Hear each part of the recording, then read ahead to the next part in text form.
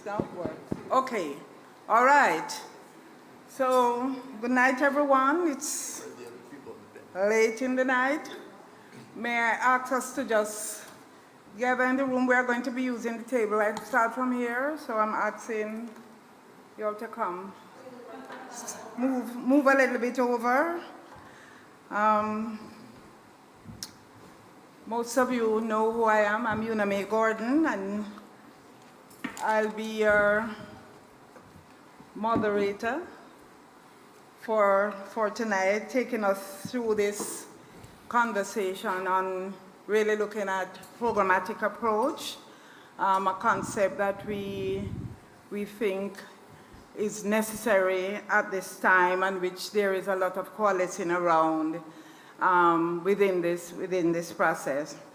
We have with us an esteemed panel and list of panelists, and we are going to just be having really a conversation, not really a discussion, but a conversation, which is one.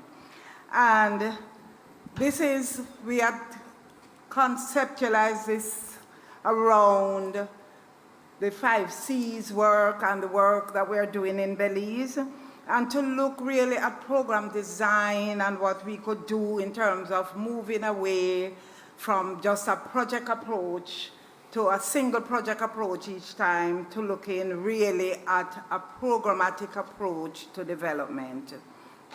And so also, how do we start to de-link some of these just projectized activities and looking really at the development across the spectrum.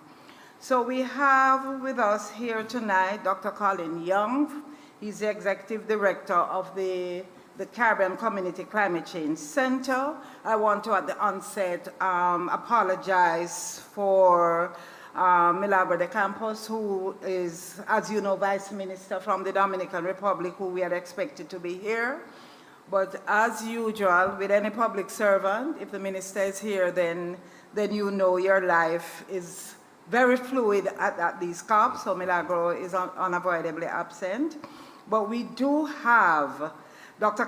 Franco from Virginia Tech, who I am sure will give us. We've been spending a couple of days together, Carl, so I am sure I know what you're capable of. And then we have with us RTI International, Daniel Lapidas. He's a senior economist and liaison for the Center of Climate Solutions, our esteemed panel. And I'm going to sit. So I'll start from here because, as I said, it's a conversation. So if I stand here, I'm going to be talking to you. But if I sit, then we can have the conversation.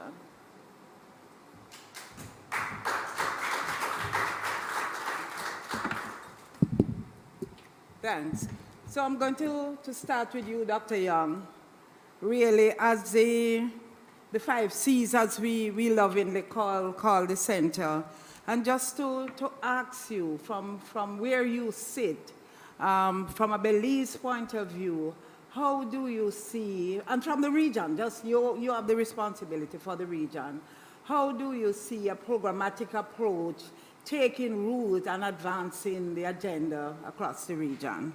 Tell us a little bit about yourself first, so that people know who you are, and then you can answer the question.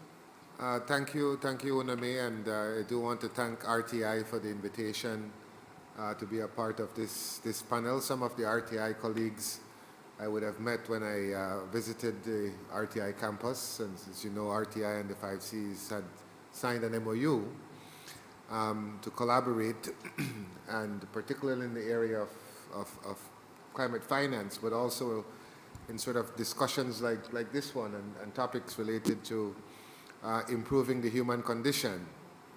So I am, since 2020, the Executive Director of the 5 Cs that was set up by CARICOM heads of government, 15 countries in the region whose head decided back in 2002 that rather than having each country deal with the vagaries and effects of climate change because of their small size and the structural challenges that they face, that it would be best to have a center, a regional center that would actually coordinate the issues around climate change on their behalf. And so I guess this is a nice segue because, again, it shows the benefit of sort of having a collective approach to a common challenge, in this case, climate change. And so we have been doing that work since 2004. The center is housed in Belize. And I'm an ecologist by training, and so I used to also sit on the Green Climate Fund. So I bring a very interesting perspective to this conversation. So I think with the issue of programmatic approach, there's obviously lots of benefits to it. It's more effective, it's more efficient. But I think from the onset, at least when it comes to climate finance, and maybe I will start there and then come back to the issue of how we can use it. Regretfully, the existing mechanisms under the UNCCC financial mechanism does not really have a programmatic window.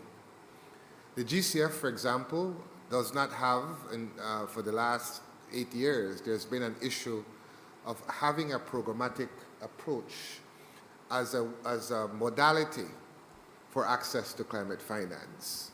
There's none. The board has not been able to get to a programmatic approach. And so it forces countries, and it forces entities like a 5Cs, who is an accredited entity, to projectize access to finance, both within a country and across the region. So it would be so easy to look at, for example, a water program in Jamaica, or a water program in Belize, or a water program across the 8 countries in CARICOM that are among the top 30 most water-scarce countries in the world. But we cannot do that under a programmatic approach. And so we have to do it one at a time. Under the UN the Adaptation Fund and others, it's the same challenge we have now. So one of the quickest ways to incentivize a programmatic approach is to have money incentivize it. Obviously, you get a lot of attraction very quickly. And there are valid reasons why I think there's been the hold-up of not having that window approved in the GCF, and I will just throw one out, and that is, there is concern from small island developing states and LDCs that you will get a few large accredited entities that locks up all the resources in our program, but in terms of the actual implementation on the ground, you would see that that would take a long time. So there's some unease there. Now, from the point of view of what countries have submitted to the convention is the nationally determined contributions. But they've also committed under the UNFC, the Biodiversity Convention, as well as the Convention on Desertification. And they also have their Sustainable Development Goals. And unfortunately, even within countries, these portfolios are not often in the same ministries. And they have different focal points. The negotiators in the CBD are not the negotiators for the Climate Change Convention, nor they are the negotiators under the desertification. And sometimes they're not in the same ministries, so there's a siloed approach. But ultimately what countries are trying to do is that they're trying to finance the NDCs, or they're trying to finance the SDGs, or they're trying to finance their biodiversity targets. And when you don't have a systematic and a programmatic approach to how you're going to finance these things, it's inefficient. You're going to have duplication. Already we are facing a challenge with scale. And so you get small amounts of money for each of these conventions that don't allow transformation.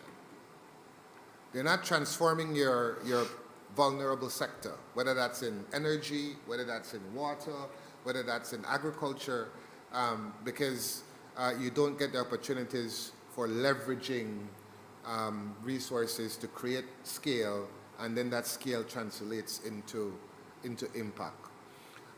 So to not spend too much time so my other panelists can speak, obviously there is a strong theoretical and pragmatic reason for a programmatic approach.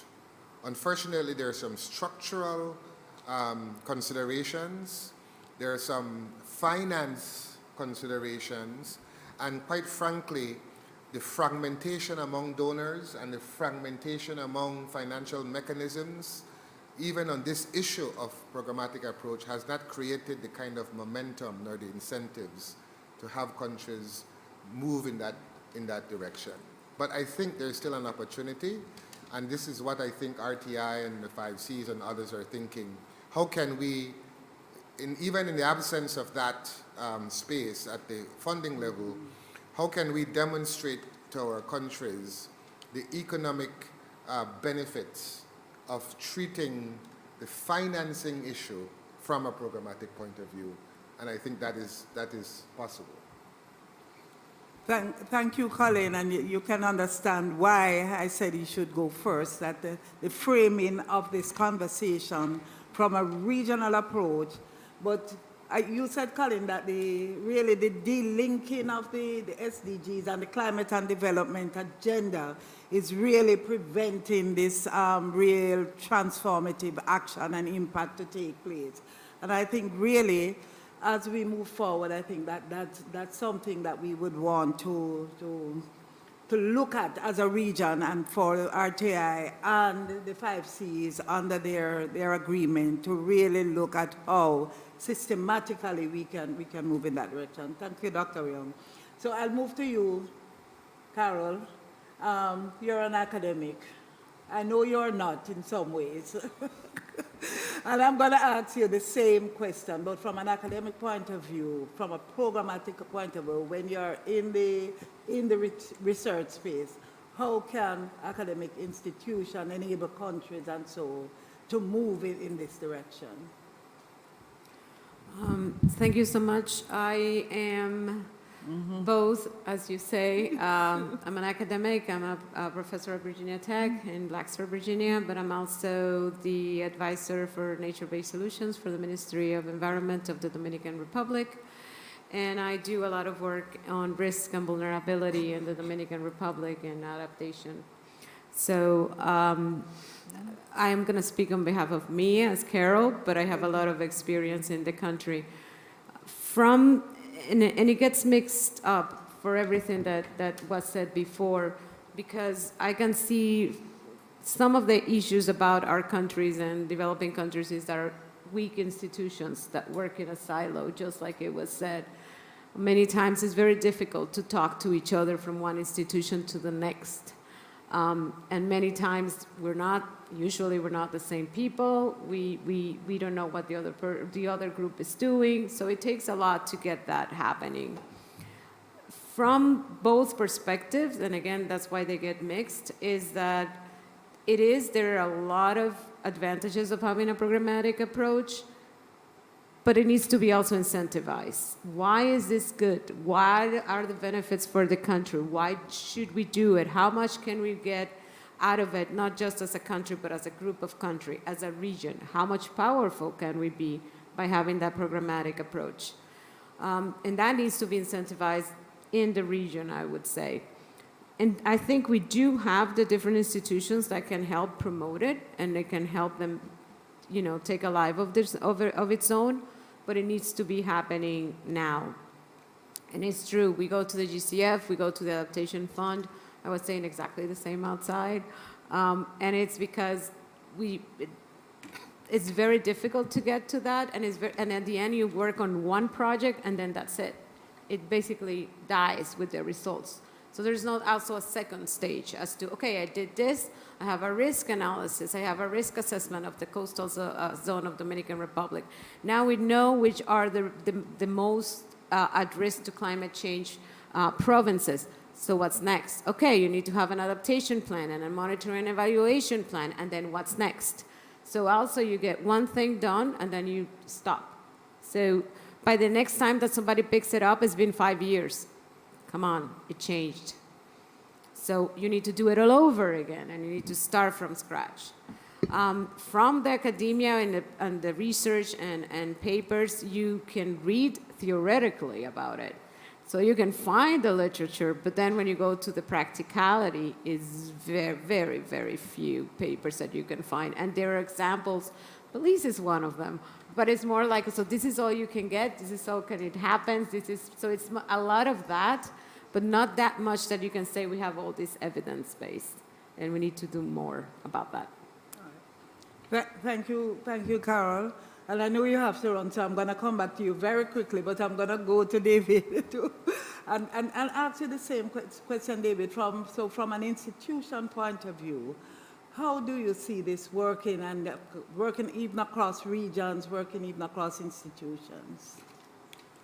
Yes, thanks so much, and appreciate the opportunity to hear my co-panelists first and hear such insightful comments, and also honored to just be on this panel with such esteemed panelists. But my name is Daniel Lapidus. I am RTI's climate liaison. I lead our Center for Climate Solutions. RTI's mission is to improve the human condition by turning knowledge into practice.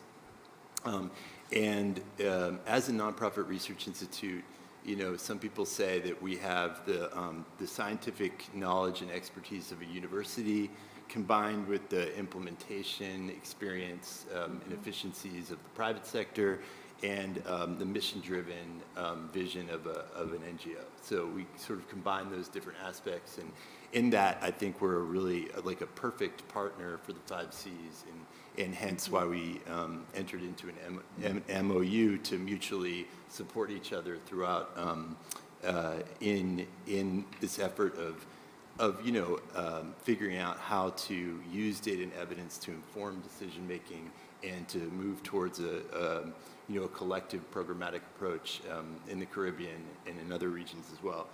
But basically, and just to say that our Center for Climate Solutions at RTI does, it brings together the different expertise from across RTI. So we do try to, foster collaboration and bring in a multidisciplinary approach to these issues, because to address the climate crisis, you really need that multidisciplinary approach, and I think that's part of what we're talking about here, because ultimately, climate change doesn't affect people in silos. So it's not going to affect, the agricultural sector in complete isolation of health. It's not going to affect health in isolation of water and energy. These things are all connected, and any individual experiences aspects of those things, in their daily lives. And so I think similarly, it makes sense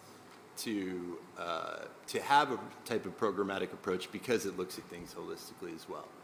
And it's just unfortunate that that the way the global system is set up is that there's different pots of funding for different types of activities and different strategic approaches. And so it really is as my colleagues were saying, is just it disincentivizes a programmatic approach. And so you really, you have to be very proactive as a country in going against the grain when there's these different pots of money that drive so much conversation in order to approach it that way. But I do think it's the right direction to go in, because then you have your collective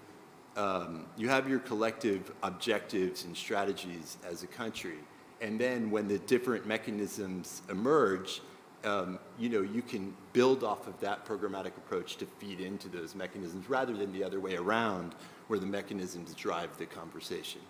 And so, I think some of the elements of a programmatic approach could be collective decision-making, breaking down those silos between the different ministries, aligning messaging across ministries, as a country.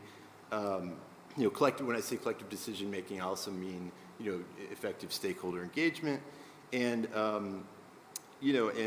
and ultimately prioritization, because as we've heard over and over at this COP, there's not going to be enough financing to address the impacts of climate change especially on small island states who are particularly vulnerable. And it doesn't look like it's getting there anytime soon. And so, you know, the fundamental, you know, challenge is you have constrained resources, so how do you prioritize what to invest in with those constrained resources? And the only way to do that is looking cross-sectorally. And there's a number of, you know, as a research institute, there's a number of data and tools that we use to do this sort of thing, to support policy making. You know, but again, like it's the tools and models have to follow the prioritization. So, you know, there's a number of sort of activities listed in the NDCs and from each country. And, you know, I was looking at the Belize NDCs the other day, you know, clearly laid out actions. And so, you know, that's good sort of information for these, you know, analytical tools and models to sort of be used to inform the process. Like, what is the cost benefit of these different actions? And, you know, what are the co-benefits? And, you know, there's different kinds of models that can look at sectoral trade-offs and analytical tools that can be used to understand, you know, what kind of messaging works better with different populations, for example. So for like local actions. So anyway, I don't. Thank you, Daniel. Yeah. We could go on and on, Yes, but I'm going to yes. go back to you, Yeah. Carol, because you spoke about the silos, which is really something that needs to be broken down at the national level. But we know how the system of government is organized. And you said you were speaking in your personal capacity, but I'm going to also speak to you now as an advisor. How really do you see the ministries of government, based on how they are organized into us? A minister is responsible for a sector. How really do you see them developing together the shared priorities, especially in countries that does not have a national policy, development policy, and so how do you see this? You know how hard is that question, right? How difficult. Well, it has to be, you have to build it. And it's very difficult to build, but you have to build it. The good thing about the NDCs, for example, in Dominican Republic, that it involves several institutions, including the Ministry of Environment, the National Council for Climate Change, but also the Ministry of Economy and Planning. And putting those institutions together is key. Basically because the Ministry of Economic and Planning, it's kind of the ones that is director of the national policy, and they can call on all the other ministries to be there. But then you have the Ministry of Energy, which is extremely important to also be part of that. And the thing is, you can get the ministers there, and they can meet, and they are there. But then what happens to the technical capacities? And that's where we have that. You know, we need to work more on that, because it's in the technical capacities, in that technical group, that they need to get together. The DR did an amazing job for the NDCs, trying to put everybody together. It was an extremely participatory, interactive process, where everybody met, where you had all the different sectors, where academia was represented, where NGOs were represented, where all the ministers were represented. But at the same time, you can make it happen for certain things, but it's very difficult to make it happen all the time. And there's also the issues that can come around us to, okay, this is my territory, that's your territory, don't get involved in this one. And that we always go, it happens to many of our countries, we always go, you know, get into those where we need to be very careful how we do it. And then matters comes to worse, but when you're thinking about certain things that are happening in the climate arena, and you know you need to work with different ministries, and how you get that data, that's another issue right there. What data is coming from where? How do you create? How do you develop? And we're working on it. Many countries, and the DR is also doing it, but how do you develop that database where you have all the ministries putting all the data there, so it's easier for all of us to create a programmatic approach, to know what's happening in the different ministries. And a very good example is greenhouse gas inventories. It's like a lot of work every time we do it, and how you get all these ministries to work together to put everything there. And we need to keep working on it. I'm not sure there is a formula for it, except the idea of having the technical people always meet, having the technical people reach out to everybody, to have maybe a small committee where they meet and they say, okay, this is what we need, how to make it happen. And that has worked sometimes, and it also depends on the people, on how important it is, and what is the mandate of those ministries to make it happen. And I'm going to stick with you, Carol, because what's the role of the Ministry of Finance? Because when it comes down to implementation, it's the money that will speak. What is the role of them, and where do we see in this programmatic approach? Because when it comes to money, money makes or breaks all that we do. So that would depend, again, on how much the money or the investment and the budget is coming from in-country or from outside the country. And then again, NDCs for the DR, the first NDCs were completely conditional.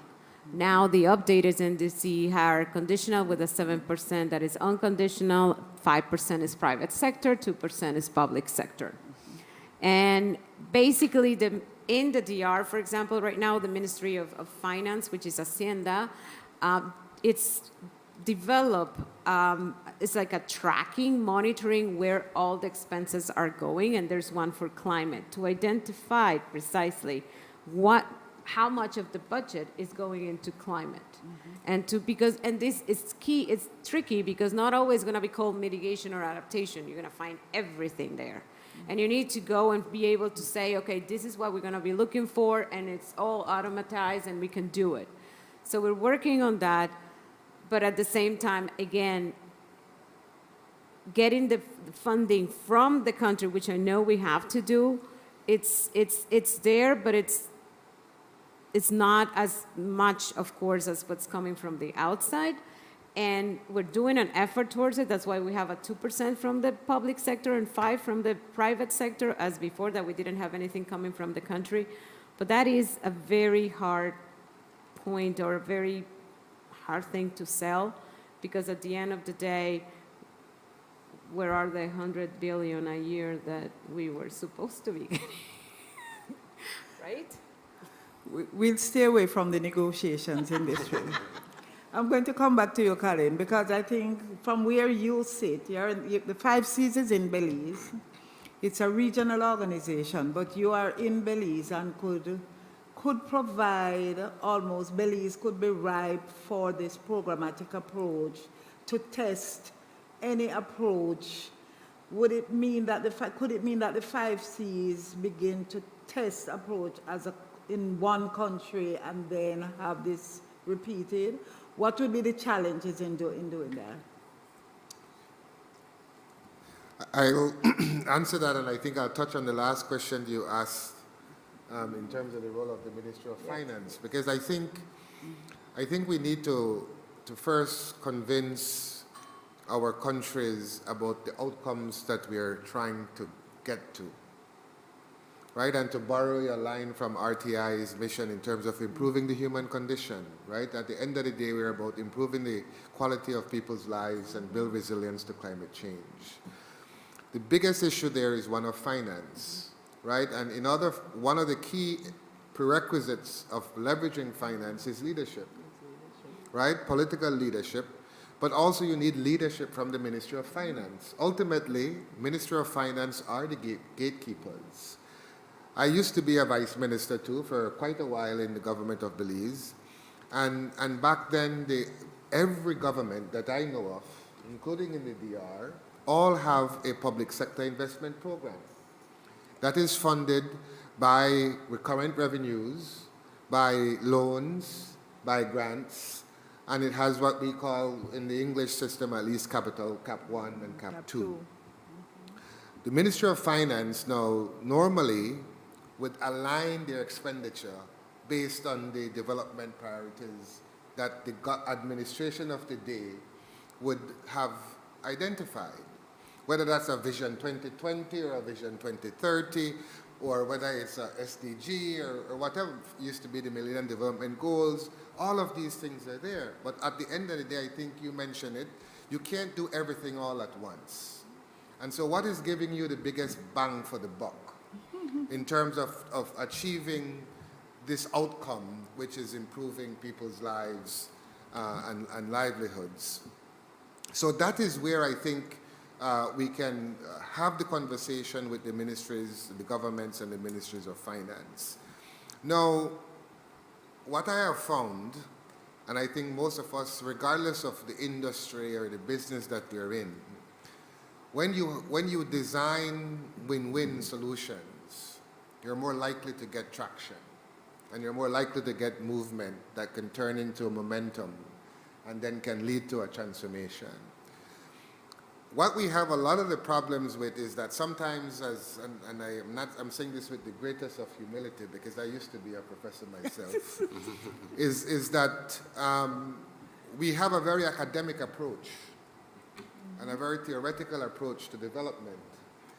But as a Minister of Finance, I used to be so critical of the government when I was in academia. Why is it that you're not doing this? It makes no sense.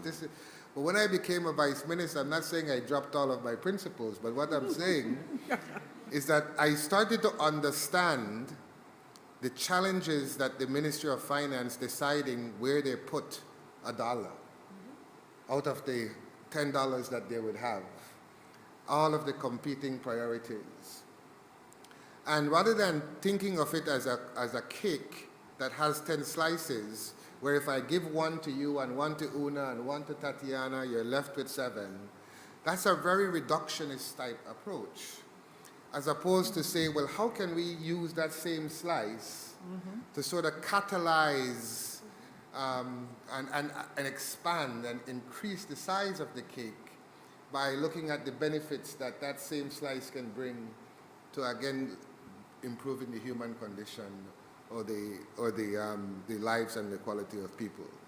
So the 5 C's, because we work in so many countries, we get a sense of how countries go about trying to allocate the resources and try to identify their priorities.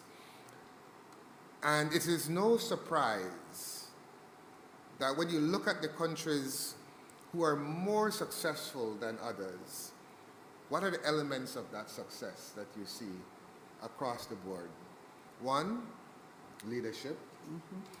2, they know what they want, right? They know what they want. Even if it's a short-term plan that the administration comes in and they will say for the next 5 years, we want to accomplish A, B, C, D. And then now what we try to do is, how do you achieve that? How do you achieve that under the current environment that you have? And so the truth is, and you said it, it's not everything you're going to finance from grants. You have to put some skin in the game. As limited as the fiscal space is in some of the countries, you have to put skin in the game. And you can use that skin in the game again to catalyze further action. So I don't think it's actually been done at a practical level. And I think this is where I think with RTI and the 5 C's to maybe pilot this in truly looking at not just a climate change lens, but a development lens, because we're talking about SDGs as well.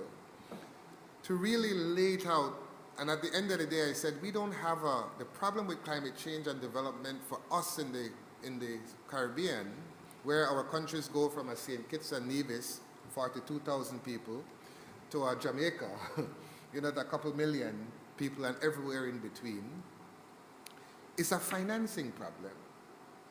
But if we were to lay this all out, and you're going to say, now, these are the issues that we're trying to solve, how do we finance that plan, and to demonstrate and to show countries the benefits that you will accrue from doing that. And I think once we're to do one, so broaden the conversation from just a climate finance issue to a sort of a development issue.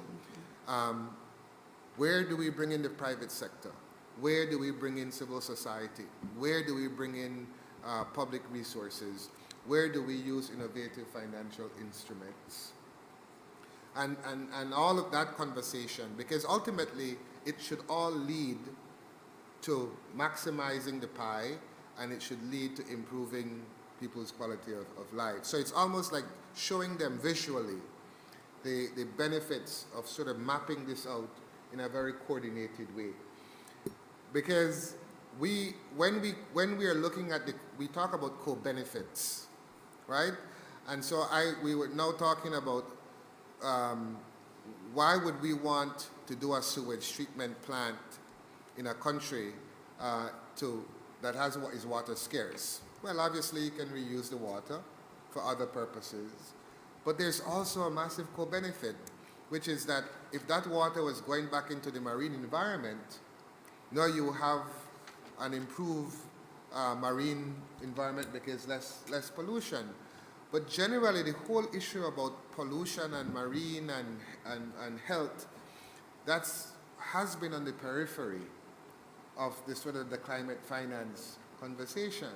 And so immediately now you can see how you can rather than have a competitive atmosphere between the ministries of health and the ministries of the environment and the Ministry of Finance, because both health and environment are both going to go to the Ministry of Finance to trying to get their biggest pound of flesh in terms of resources. So I think if we are able to sort of map this out clearly and work with the governments for them to see the benefits theoretically at first, but then if we can get some money, because what I've found and what we've found, and UnaMay knows this well, if I go to a country and I say, you know what,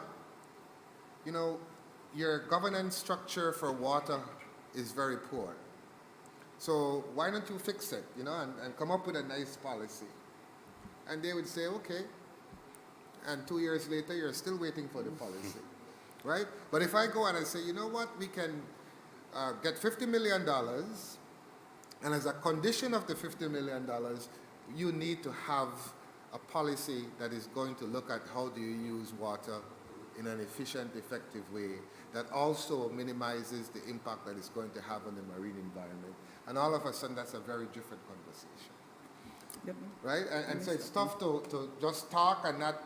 Money, policy sometimes will follow the money, and rarely is it the other way around, at least in our country. I'm going to stop you, Colin. We are going to continue that really very interesting conversation. But Carl has to go in another couple of minutes, and I really we have the money, we have the idea, we have the money, and if you have to make one recommendation to the 5Cs and RTI to kickstart this in a country across the region, what would that one recommendation be? A programmatic approach that would take root almost in this process that we are. Before I said that, I was going to say, I love your last comment about what would happen when you have two ministers going to the Minister of Finance for it. One of them would be like air quality. You're going to have health and Ministry of Environment going to the Ministry of Finance for it instead of working together. So those are the things we need to look for. My recommendation would be, and I think it has to do with what's already presented, show the benefits. What would be the benefits of looking at it? But show examples, tangible examples. Drop the academic, drop the theory, and I am an academic and I know we need to drop it and put it to like, okay, this is what you need to do. This is how you do it. These are the benefits that you will get out of it. And if you put it like that and you have to start with examples, also sell it. You can be one of those examples of this can be happening and this is how you would do it. And this is how other small island development states will be able to do it also. Countries like to be an example for others. It's like, okay, we can do it. We can show others how to do it. We can take the lead. And that's how I would, because you have to sell it. That's how I would sell it. And thank you very much for everything. I have to run to another event. But this was great, and I hope to continue with the conversations. Thank you very much, Carol. Thank you so much, Carol. I think so. How do we then move forward? We have the idea, We have the money, Colin has the money, or he has the ability to raise the money. We got the government to say, yes, we are going to develop this policy around. What next? Let's get to work.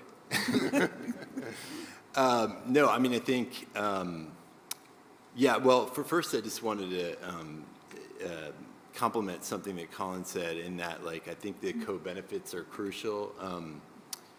You know, there's so many I think sometimes when you work in silos, you sometimes don't see where, like, the other sector may be benefiting from whatever solution was proposed in your sector. I think, Colin, I think yesterday you talked about an example of, you know, how the water in Belize was powered by the grid. And so when there was a hurricane, it was knocked out. And so there was an effort to make sure that the water was solar powered. And, you know, that sort of thing has benefits for, you know, resilience to hurricanes. It has benefits for clean energy. It has benefits for, you know, resilience to droughts. So I think you can find, I think those co-benefit types of activities are everywhere. Mm-hmm. And you know, conservation agriculture type of activities as well, like, you know, have the benefit of, you know, improving soil health, reducing erosion, increasing resilience to extreme weather events, reducing impacts from drought, and increasing productivity. So I think there are a lot of different types of activities that can be found that have multiple benefits for multiple stakeholders. But to come back to your question, then what do you know, how do you actually implement? And, you know, I think a lot of it also comes down to, like, bringing the community together with you, you know, on the whole journey. So these aren't ministry officials, or these aren't government officials coming up with these ideas, you know, in isolation. You know, we heard about the great, you know, stakeholder engagement approach in the Dominican Republic. You know, bringing the stakeholders in on what those options are and what the benefits are. So some of it is stakeholder engagement. I think some of it's also outreach and, you know, educating the public. Sometimes the public isn't aware of how climate change relates to development. So Colin talked about the linkages between development and climate change. I think they're everywhere. You know, climate change touches on almost everything. But then when you talk to somebody who doesn't sit in these rooms and talk about climate change all the time, they might just focus on one aspect of it. When in fact, climate is pretty pervasive. You can link anything to climate pretty much. So, you know, I think just awareness of, you know, what are the benefits to doing these types of things? Because I think you know, people want to do the right thing, and they also, you know, want to understand, like I think once they realize what the benefits are for their livelihoods or how it relates to their livelihoods, that they'll be more engaged in the process. Mm-hmm. So I think that's part of it. And I think, you know, just there's a whole capacity building element to it too. And empowerment, local empowerment. I mean, you don't want to just, like, you know, finance something that's going to happen once, and, like, people from outside come in and do something and then leave, and then it doesn't work. So I mean, I think, you know, just ensuring that capacity building is, you know, happens from the ground up and through locally led approaches, I think is key. Colin, I'm going to let you answer it, but I'm going to ask a specific question from what David is saying about the issue of trust between local communities, since we're talking about locally led and devolution of finance to the community, improving the human conditions which people live in the community. I'm going to ask you about that. How do we build trust in the system to have this approach continue? Yeah. That's a very important question, and I will come to it in just a bit, because I think where I see to sort of add some maybe flesh on to some of the bones that Danielle would have mentioned in terms of what is the next step, assuming that we can go. So countries have the NDCs, and a few of them, Jamaica is one, Belize is another, that has actually costed the NDCs. But remember, I keep saying that we have a financing problem, Yep. right? But the language that we speak in when we talk about financing the NDCs is often not the language that the private sector and banks speak in. Because a costed NDC is exactly that. It's a costed, but it's not an investment plan. It's not an investment strategy. We don't know what is the rate of return, for example, of the various activities that is within those NDCs. And that is where I think a partnership with RTI and others who has the capacity and the ability to look at the financial analyses and models, that we can start to now have countries articulate a business plan and an investment plan of how we can crowd in other sources of financing, because the grants are not going to be enough. And so once we now have, and we're speaking the language of investors, right? Because if they want, what is my rate of return? How long it would be? You know, what is my capital cost? These are questions that you're not going to get it from a cost strategy, right? It just tells you how much things are going to cost over time. Now, and the other area, in fact, when we were at RTI, we were quite impressed with some of the work that we saw you were doing in Central America in terms of the participatory approach and citizen science, you know, in terms of having communities that participate in the process. But really, it has to be one that first you have to have respect for communities. You have to be transparent with communities. You have to put everything on the table. People have an uncanny ability to sort of realize and recognize whether or not you're being completely straight with them. Right? and it cannot be that this is to win a cheap political picture because the election is coming up in a few months. And so we have to do that. And really, my mother runs a community-based protected area in Belize called the Community Baboon Sanctuary. It was the world's first 100% private but voluntary wildlife sanctuary to protect black howler monkeys. And what is powerful about that is that you had the primatologist who was from Wisconsin, who knew the science, who came down and studied the monkeys and told you what they ate and what they do for their activity in a 24-hour period and all of that. But really, what allowed that sanctuary to morph into what it is today was because the people led. On the ground, they were empowered, and the moment they identified a local champion to be able to go around to convince other villagers that they should do certain things on their land to help these monkeys, and in return they can make some economic benefits from ecotourism, that is when it occurred. So we have this temptation that we know what people need, and we go into these communities and we impose what is it that we think they need. And then you don't get the ownership, you don't get the trust. But sometimes we are just a facilitator, we should be an enabler and have the people articulate in a collective way, because a lot of these communities already have systems in place by which they determine what they want to do. The benefits of, and I know North Carolina is one of these states where RTI is, you do have some small places, but small is also relative, right? My village that I come from, right now we have about probably 190 people, right? 190. I know every house. I know every person. And I know all the kids of the parents. And I know, that's the level of knowledge that you would have. And while 190 is tiny, the same is true for a village that has 1,000 or 2,000, because you know each other. There are champions in there, women, especially men, and I think those are the leaders that we need, and it's not the political leaders, right? There are political leaders within there because the village chairperson is one, but that person may not be the best person to champion some of the things we want. So I think we build trust by meeting people where they are, being an enabler, a facilitator, and having them help chart the course that they want to go.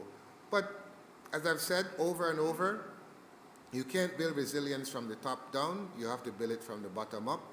And really, these people who are vulnerable on the ground, they don't care about whether we are at 1.1 degrees or 1.3 degrees or we'll be at 2 degrees or 2.4 in 2100. What they really do care about is how can you help me to help myself so that when we get the next drought, that I can have the water I need to help irrigate my fields? How is it you're going to help me so that my house can withstand the next storm that comes by? So a very practical kind of way. And I think if we're able to get them to that point, then when we're having the assistance to help, the whole idea about this, what I would call the climate science, the awareness, the knowledge can be built. But it's very hard to divorce the two. And it's very hard when one comes first, when the knowledge and the science comes first before any tangible way of improving people's condition. Because as I said, as I remember in a paper I published many years ago, I made the point, I said, conservation is a luxury. You afford to conserve when you can and afford to. But if you're deciding whether I save the monkey that I know is endangered, if that monkey is a food source, and whether I go to sleep with my kids tonight, it's not that I don't appreciate having the wildlife. It's just that my circumstances don't allow me to do otherwise. And in a sense, we need to build Daniel, I'm good. As we try to wrap up this conversation, I'm going to come right back to you. And since I'm not sure if anybody else in this room was in Rio when we had the 3 convention, which is where we started. Coming out of Rio, we had the Climate Change Convention, we had the Biodiversity Convention, we had the Desertification Convention, and we had the Set of Forest Principles. By design, therefore, coming out of Rio, the climate and development agenda was already established and it was already linked. And I'm not sure where they got delinked.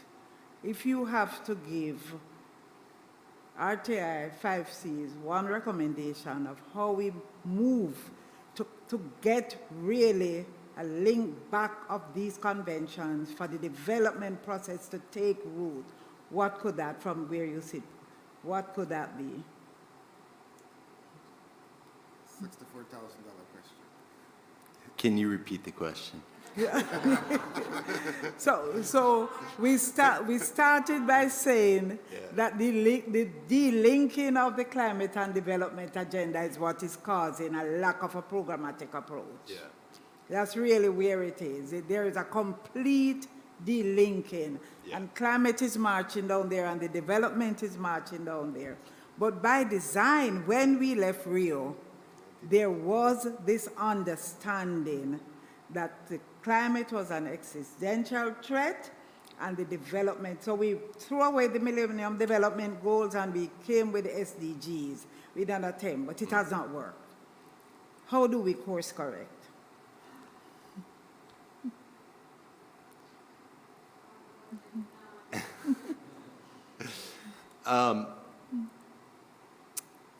It's a good question.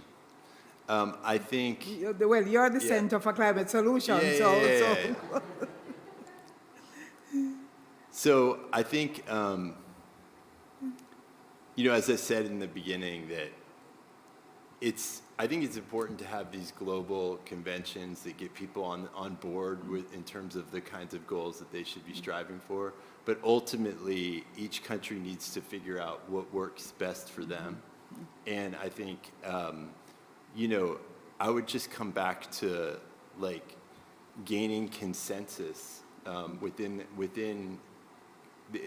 countries on what the priorities are, and just making sure to not lose sight of that interaction between local voices and international agreements, so that it's really about how to make these are international platforms that are intended to give guidance to countries to move the global agenda, but the way they impact each country is extremely different and idiosyncratic. So I think, just not losing sight of the fact that the development choices of any individual country are going to impact them the most.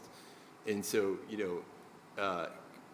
gaining consensus and being and having the focus internally and just making those conventions work for you, I think work for the individual countries is where I would say. I'm really happy you went there. Yeah. Because I really don't think we need another convention. No. If that's where we're going. Because really that's what it is. And Colin, I'll ask Yeah. you the same question, but from where you sit and how you see, probably from the Caribbean region. And we ask ourselves each time we come to this meeting, why are we here? I think to get back on track, to course correct, is exactly the topic of this conversation, looking at the programmatic approach. And I think it's powerful enough an approach that if we are successful at it, we can course correct. But this is how I think it would have to be. It would have to be done. So the fourth dimension, depending on which school of thought you subscribe to for sustainable development, is the institutional dimension, right? You have environment, social, and economic. And the fourth is the institutions, the capacity of institutions to do things. And that means that you have to know the rules of the game, right? Institutions are about the rules of the game. And so while the international financial architecture has forced us to segregate climate finance from development finance and quote-unquote sustainable development finance, I think we have to play within the rules of the game in a way that uses the rules to our advantage. And the way we can use the rules to our advantage is that oftentimes the difference between an entity that can mobilize $1 billion and a difference between the entity that can mobilize only 10 million is that they understand the rules of the game. Right? They understand the rules of the game. And so what we can do, if we are writing projects or programs for biodiversity, from a programmatic approach, it forces us to look at what are the links and the benefits across other areas, whether that is poverty alleviation, whether that is health. And if we look at climate finance in terms of the NDCs, when I look in there, talk about trying to transition from fossil fuel to renewable energy. But that transition provides a lot of other benefits for business, for small communities, for the capacity to do work. And the same thing with desertification and how it links to food security and how it links to health and nutrition and all of these things, right? So once you start to know leverage the benefits that each individual convention brings, and the programmatic approach really is the thread that is going to connect these things while still staying in the rules. You're still talking about climate finance in the convention, you're still talking about sustainable development generally, but what you're now getting is like the spider's web. Yeah. Where momentum across one strand starts to reverberates across the rest of the web. And that way, we generate the kind of scale, we generate the kind of impetus to be able to play within the rules as they are, even as we continue to clamor that they need to be changed. Because you would have heard Prime Minister Motley's interventions repeatedly about the fact that the development finance from the MDBs that needs to change. In other words, the World Bank, the IMF, these Bretton Woods institutions came out of a time that we're no longer in. They are no longer adequate to meet the needs of countries in the 21st century. But to get the World Bank and to get the United States and to get the G20, the G7, to all of a sudden abandon a per capita GDP categorization of what makes you develop versus developing, that's going to take time. So let us use the rules of the game as they are set up and use the programmatic approach, but we have to be able to show something for it, because otherwise it becomes a theoretical debate. We have to show a couple of pilots of how countries can use this to actually make a difference across their development plan. And one success leads to another, and success like success. Yeah? And I think what we're trying to do here might be a way to... Thank you, Colin. So we're going to stop there. and I think the conversation suggests to us that there is value in the work that we expect to pursue. There is value in pursuing this programmatic approach. And from what I hear from you, Daniel, science is key, but what I also hear from you is that people-led development enables ownership. Thank you all very much for being here. Thank you.